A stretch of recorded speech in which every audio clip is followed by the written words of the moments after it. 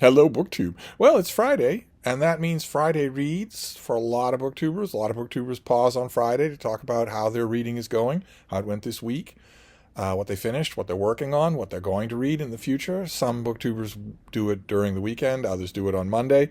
Regular taking stock of what we're reading and how our reading life is going.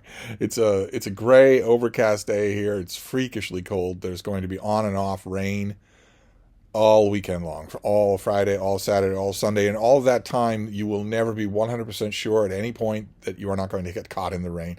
And there's not going to be anything like really bright sunlight, unimpeded sunlight, which is causing a certain someone not only to go comatose, but I don't know if you can see, to cover her nose, because her nose gets a little chilly. Oh, so she covers it with one little paw. She has no desire, my little dog has no desire to go outside when it's not sunny. And I don't really either, even though we can both use the stretch of the legs. But booktubers are doing Friday reads, and I like to do it when I remember to do it, when I feel like I can contain it. My Friday reads are a little more difficult than a normal person's, because a normal person has lots of other things in their lives. they have school and significant relationships and work and hygiene. I don't have any of those things. All I do is read. So Friday reads of mine would be pretty big. It would be pretty unwieldy. So I like to pick bits and pieces, little things here and there, and go over them. But I love watching them. I watch every Friday reads or weekend reads or reading reports of any kind. I watch all of them. I think they're fascinating reading, because I feel like BookTube is I'm checking in on people that if I don't know them personally, I'm at least very familiar with them. So I like getting those updates. I watched one from Kelly at Books I'm Not Reading just this morning.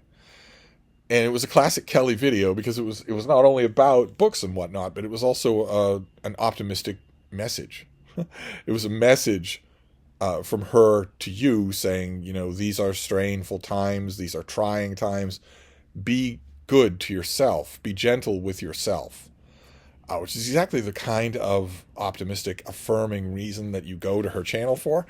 I think I agree, of course. You don't want to beat yourself up needlessly. I thought I would open my own Friday reads with a slight counterpoint. You shouldn't beat yourself up needlessly.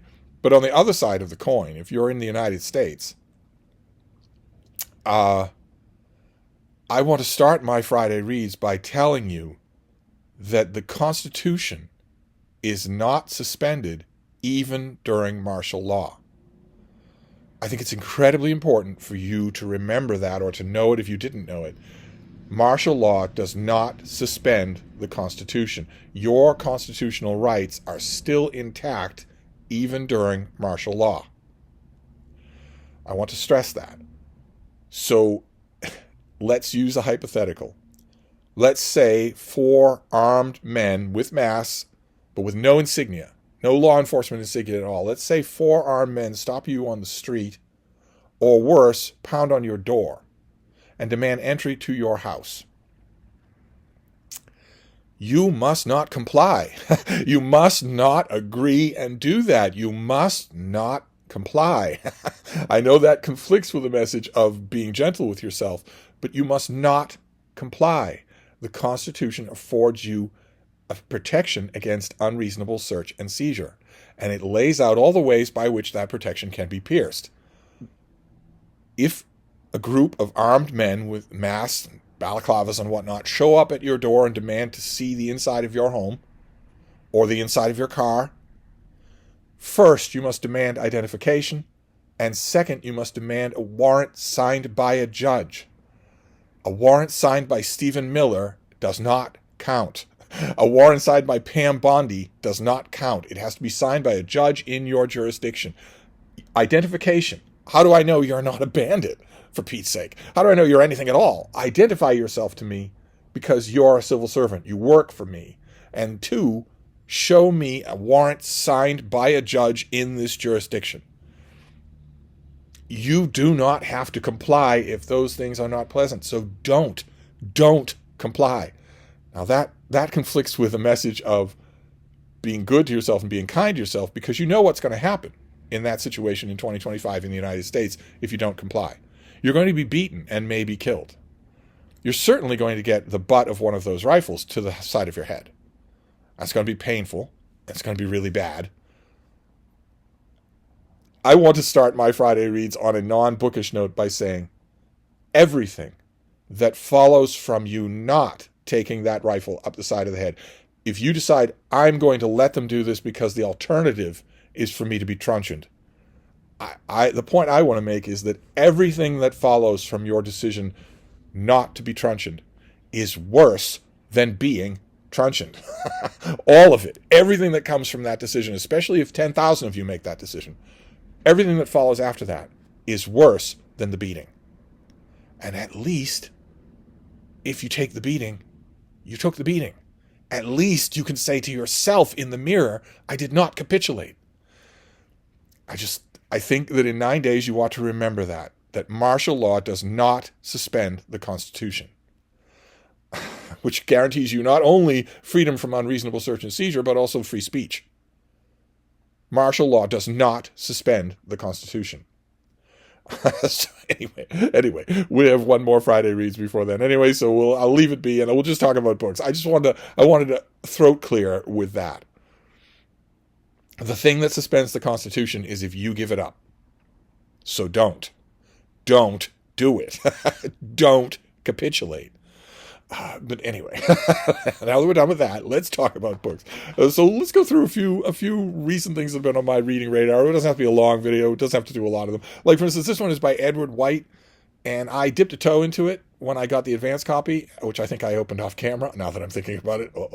And I am going to read the finished copy tonight. This is Diana World, and it's all about, I gather, it's all about the societal obsession in the last 20 years with Princess Diana and the people's princess and the poor orphaned boys of a father, but they're still called orphaned all the time in the press, and whatnot.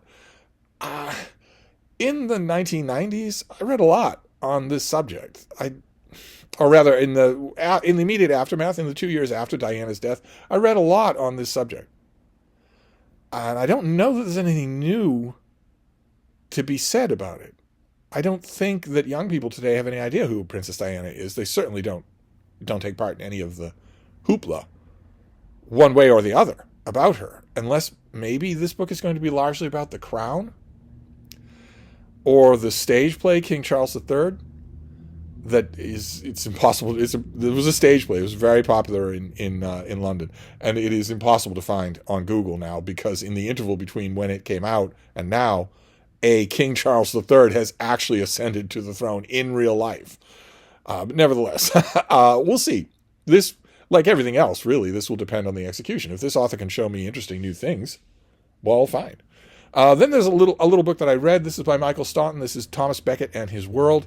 It's part of the Medieval Lives series. These little hardcovers they're not very exhaustive. They're not meant to be groundbreaking, but they are, I think, in ideal circumstances, meant to be more than a Wikipedia entry.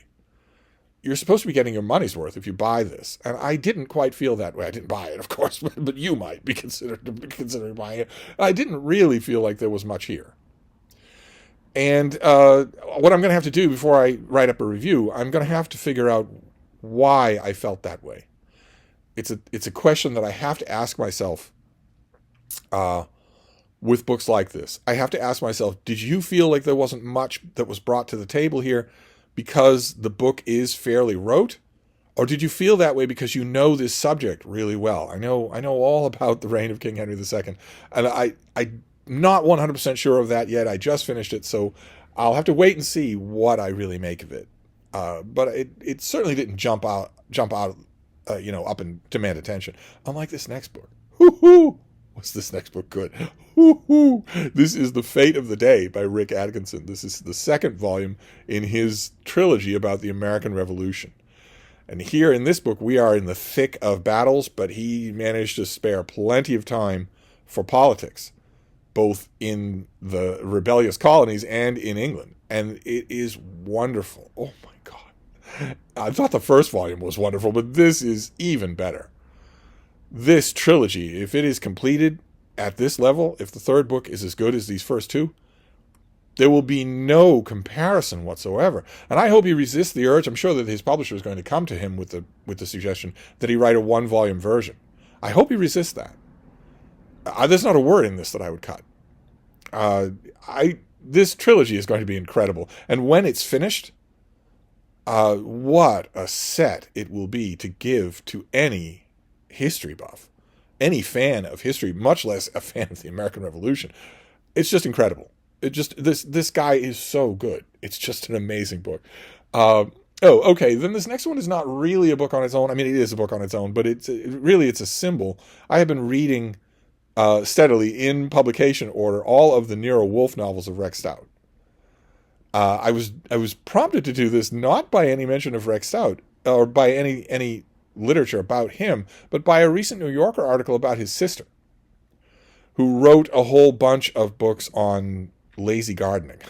I just throw a bunch of junk compost on a pile of earth and fiddle with it a little, but mainly just leave it alone. And then you can grow stuff that way.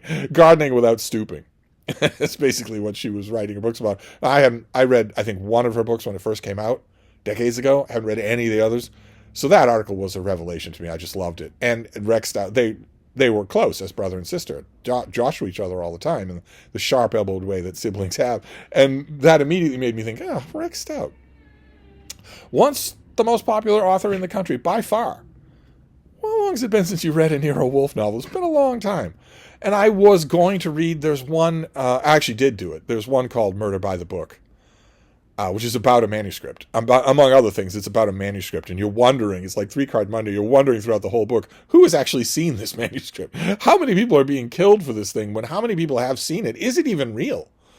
I read that first and loved it and remembered how much I loved the Nero Wolfe books. But then after that, I thought, no, if you're going to do this, read them in order and see how they change over time.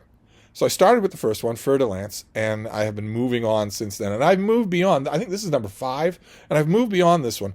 Wisely, most Nero Wolfe cover designs do not number them, and they shouldn't, because they can all be enjoyed on their own. But boy, oh boy, do they fold in on each other. Reading them in order is actually preferable to reading them not in order. And I just picked one. This is one that gave me the most trouble. This is Too Many Cooks. As you can tell, Rex Stout was fond of cliches for titles. Sometimes he has good titles, but other times it's Murder by the Book or Too Many Cooks or whatnot. And Nero Wolfe, the character here, he's enormous. He's gigantic. Reading these books again has made me really realize how poorly he has been cast. I really wish there were a new Nero Wolfe production that cast him correctly. Nero Wolfe is freakish. He is usually cast as a fat man. In other words, a man with a big belly. When Archie Goodwin, his all-purpose dog's body and private investigator guy, is clear in every book that is not true. Archie often describes fat men. Nero Wolfe is not fat. He's enormous. He's absolutely enormous. I feel certain that if you tried, you could find an excellent actor to cast this way. As someone who's not just got a big belly, but who is enormous. Not muscular, still fat, but fat all over. Just a gigantic figure. Nero Wolfe doesn't like to move. It takes special furniture to make him comfortable. Seeing that, I always think what a compelling figure he could be if instead of being cast as a middle-aged man who's got a belly on him, which is what you usually see, he was something more like the Kingpin in Marvel Comics, only lazy. So he doesn't do karate exercises with his henchmen. He just doesn't like to move. But someone who's not just dismissively fat, just that and nothing else, just slack. But Nero Wolfe is a gourmand. He is fond of his food. It's one of the few things he's fond of, and I always take that because Rex Stout could be a bit of a foodie too, so I always take that and just go with it because there's usually so much more to the book. But this is about a gathering of other gourmands. It's about a gathering of extremely elite chefs at which there's a murder. And Nero Wolfe goes to this event, first of all, because he's in pursuit of one particular recipe for a particular kind of sausage. And the guy who's made the sausages that he wants to imitate is going to be there. Nero Wolfe almost never goes anywhere. In the early books, I think I'm up to book 8 by now, in these books over and over again, a witness or a high-powered person, a wealthy person, or a politician of some kind will tell Archie Goodwin, "Well, have Wolfe here in my office at 3." And Goodwin just laughs. Wolfe doesn't go anywhere. You'll come to him, or he doesn't want your job. He doesn't want the case. You'll come to him, and that's that. Only very rarely does Wolfe go anywhere. This is only, in the books that I'm rereading, this is only the second time. Actually, it takes a train to go to this place and hobnob with these cooks. And when I saw that at the beginning, I thought, well, first of all, the gimmick, the romance of having Wolfe in the middle of his brownstone in New York, where people go to him and he never goes to them, that's nice. That's like clients going to 221B Baker Street. That feels normal. So it doesn't feel quite right when Nero Wolfe is moving around, when he's somewhere else. And also, so I thought that from the beginning of this book. And then I also thought, oh my God, this is going to lay on the food stuff like crazy. And I am not a foodie. I don't care about foodie stuff at all. And it does do that. Enormously, it does do that. But I am starting to notice things about this book, this series. I was telling this to Zach at the Brattle just the other day, that as the books go on, I've noticed a few things that are changing. Wolfe seems to get bigger in Archie's offhand descriptions. First of all, he's big, plenty big in the first book, but he seems to get bigger and more monumental as time goes on. But I noticed two things in particular as the series goes on. And they really come to a watershed in this book. I think that's why I'm highlighting this one instead of the later ones that I've read. One of those things is that Archie Goodwin gradually stops smoking. In the early books, he smokes whenever he wants to pass the time. And that gradually stops. Or lessens. A great deal lessens. And the other one really comes to a boil, no pun intended, in this book. Which is that Archie Goodwin and most of the other characters stop tossing around the racial epithets quite so freely. I think probably because Rex Stout was starting to get mail on the subject. Or for all I know, maybe he was talking to his sister. Maybe his sister was objecting. And it's weird. His Nero Wolfe is always barely human. Wolfe is barely human. He has a few appetites that he likes. He loves his orchids. He loves food and is willing to fawn over people for either. But he doesn't seem particularly human in a lot of other ways. And very refreshingly, even from the second book in the series, one of the ways in which he doesn't seem human is that he never at any point is okay with racial epithets. He corrects Archie when Archie uses them. Especially in this book. Oh my God, how this book has escaped the censors, I have no idea. This book is loaded with them, with racial epithets. To the point where even I have a thick skin for such things, and I also can't stand the people who don't. So I ordinarily just pass right over it. These are wonderful novels, so I'm not going to let anything get in the way of that. I'm not going to let anything lose sight of that. But even I was noticing it, especially since Wolfe notices it. It's not like it's metatextual. Wolfe is noticing that Archie is being very crude in referring to the black help at this restaurant where they are. So I've noticed those two trends, and I'm wondering if more trends are going to happen. I think I detect another one, which is Wolfe's relationship with the law, with actual law enforcement. Wolfe is a private detective, but Inspector Kramer of the Homicide Squad in New York has a testy, contentious relationship with him, but does use him and admire him, and often protects him from the vengeance of higher-ups who would just arrest Wolfe fraudulently and rubber hose him, stuff like that. I'm wondering if that relationship will change as time goes on. I get the impression that it's going to get a little more jaded, but I'm loving this series. And reading that series, reading the Nero Wolfe novels are very businesslike. Wolfe doesn't talk that way. He talks like a Byzantine emperor. But everything else is Archie Goodwin. Everything else is men in spats with Tommy guns. Everything else is very quippy prose, very lean and very quippy prose. Boy, does Rex Stout know how to move a plot along, except in Too Many Cooks. I don't know why I chose that book to show you. He doesn't move the plot along very well in Too Many Cooks at all. And also, Too Many Cooks was the first of the Nero Wolfe novels that I'm rereading, where the solution was very obvious. Ordinarily, Nero Wolfe is a figure out of the beyond. He's much like Sherlock Holmes. He sees what is going on, but you don't. But anyway, reading that put me in the mood to read more crime fiction like it. So instead of going to Travis McGee, which is kind of on my list, I went to to Ross Macdonald. I went to his Lou Archer novels. And unfortunately, I will rectify this. I started out of order. The Name is Archer is a collection of short stories, and it is not in order. I don't know how important it will be. I don't think it's all that important with Nero Wolfe, except that I am just noticing stuff. That's all, as the stories accumulate. The stories in the Nero Wolfe novels refer to earlier stories in earlier novels. Not in any critical way, but they are part of the character's history, and it feels better when you experience them than they're part of your history, too. Whereas this, I need to start someplace else than My Name is Archer, but boy, oh boy, talk about lean storytelling. Oh my, the key element that's missing here, it's the lean storytelling is the same as in the Rex Stout books. The thing that's missing here is that Lou Archer is not eccentric. It made me realize how much of the atmosphere, the oddity of the Nero Wolfe novels is that Nero Wolfe himself is so odd. Whereas Lou Archer is not odd. He's just tough. And very laconic. Still, absolutely loving it. I read The Name is Archer, and I read Black Money, but I need to consult Wikipedia and read these in order. I want to do that, as opposed to just bouncing all around them.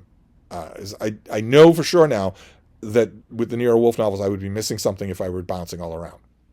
Although I think, I don't know, some of you are familiar with Nero Wolfe might disagree with this, but I think that Rex Stout gets better as a writer as he goes along. Certainly they get quippier. The books get quippier. They get more fun to read as they go along. With a few nodding points. Actually, Lou Archer has a few nodding points as well. There were a couple of times in both those books, one of the short stories and that novel, where I was sitting there in the scene thinking, oh, come on. You haven't been portrayed to us as an idiot. Why aren't you seeing this? And I think it's that Ross Macdonald wants you to be frustrated as a reader. He wants, in that one instance, instead of telegraphing things where his character knows things you don't, he wants you to be frustrated because you know things his character doesn't know. Could be intentional. I haven't read a biography of the man, ever, if there is one. So I don't know how aware he was when he was writing. I don't know anything about his writing process. I'll have to see if I have anything on it. I have a bunch of books on the writing of murder mysteries. I might have plenty on Ross Macdonald and just not remember it. Then this next one is a slow read that I'm doing throughout the week. I'm not of this author. Elizabeth at Lizzie Faye Loves Books started a Gladys Tabor reading week, celebrating the books of Gladys Tabor, an author who's now resoundingly out of print and also out of the writing zeitgeist. But once upon a time, she commanded the writing zeitgeist quite a bit. People knew who she was. Bookstore clerks had to know her last 3 books. They had to know what you were looking for. And her claim to fame was her Still Meadow books. A country place that she dissected in book after book after book after book, because readers loved going there with her. That's what the books feel like. You go to Still Meadow. They're nonfiction. You go to Still Meadow and live there. And all the cares you had are gone. And I've been rereading a bunch of Gladys Tabor this week, and the one I read just most recently is Still Meadow Day book. All the Still Meadow books are largely the same. That was the whole point, is that Still Meadow doesn't really change. You go there, and you're all of a sudden concerned with minor, small things, country things, peaceful things. And boy, oh boy, is there a charm. The spell definitely is still there, which just goes to show you. I mean, 1 book in 100, 1 book in 1,000. Actually casts a spell. Most of them are just there. Even the good ones are mostly just there. It's 1 book in 1,000, 1 book in 10,000 that casts a spell. And it just goes to show you, the ones that cast a spell don't always live. That is not an element in whether or not a book stays around and whether or not people are still reading it. These books, the spell is definitely still cast. And yet they're gone. They're completely gone. What's another example? The Don Camillo books by Giovanni Gioacci. Those are all gone. They also cast a spell, a completely wonderful spell. So I don't know what to tell Gladys. If she were around, I wouldn't know what to tell her. But these, I was just about to say you can't get enough of the Still Meadow books, but I actually can. I'm in the minority there, and I was when the Still Meadow books were coming out. I thought, okay, I'd like to read you on other things too, including your fiction. So I don't know how many Still Meadow books I will reread this week for Gladys Tabor week. I don't know if this might be my only one. Heresy, though, that is. And then we can finish up just an abbreviated Friday Reads, with a reread. This is my third time going through this book, and boy, oh boy, this is The Seven-Story Mountain by Thomas Merton, who was an ordinary person who became a Trappist monk. And this is his spiritual autobiography. And I read it a long, long time ago, long before most of your parents were born. And I was impressed by it. And then a decade later, 15 years later, I read it again, and I was even more impressed by it. And in that time since, I've talked to a lot of Catholic scholars, of course. I've talked to, don't think any Trappist monks, but plenty of Jesuits, plenty of scholars of Catholicism. And I've always been struck by how routinely they rank this book as one of the greatest Catholic documents.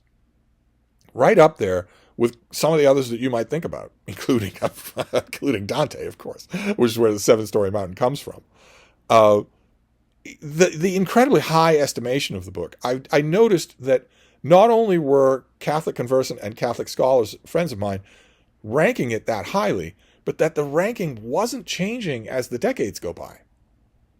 When sometimes that does happen. Books fall out of favor. They go off reading lists. People stop ranking. It stops coming up in such conversation. But not this thing. So I recently found, this is the image that I'm showing on my tablet here, but I recently found this mass market paperback and read it a third time. And oh my, I think those Catholic friends might be right. I have other friends, Catholic conversant friends, other than Jack Hansen. Those of you who keep clamoring for him to return to the channel because you think he was dreamy. Okay, granted, he is dreamy. But there's a brain inside that pretty head. It's not just him. I actually don't know what he thinks of Seven-Story Mountain. But I read it now for a third time and loved it. Oh my God, loved it. What a textured, massively unfolding, and unflinchingly honest book. It is. No wonder people rank it so highly. I know you're accustomed to Steve the iconoclast, who gets on here, holds up a popular book and says, "What are you people thinking?" But not this time. No, not at all. So this is some of the rereading that I've been doing. I also reread this. I reread Messalina by Jack Jack Olek. I hadn't read this in decades and decades. I have to say it didn't really hold up. It's a little bit on the thin side and a little bit on the poorly written side, which I really hate to say because everybody in the world read this book, including me. But Seven-Story Mountain, what a book. So there's that. I've got that new history of the Cherokee. I've got that new history of the Anglo-Saxons. I've got that new biography of Pompey the Great. What else? The new translation of Man in the Iron Mask. There's so many things I want to talk about on Friday Reads, but this will do for now. That's a little thumbnail. And of course, with Friday Reads, I want a thumbnail from you. Maybe not a thumbnail. Maybe if you're encumbered by all those other obligations that I mentioned, your Friday Reads will encompass everything that you read. Okay. Fine by me. Tell me all about it. What were your highlights for the week and your lowlights? What was your reading week like? A lot of you are in a position where, faced with your daily obligations, you have to work to make time to read. You have to consciously do that.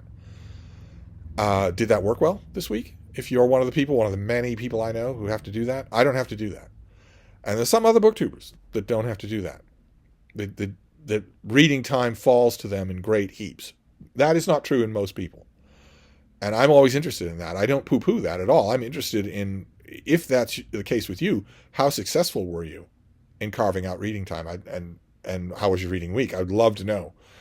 So let me know in the comments or make a video. Feel free to make a video. But anyway, that's my Friday Reads. I'm going to wrap this up, but I'll be back. Thank you, BookTube.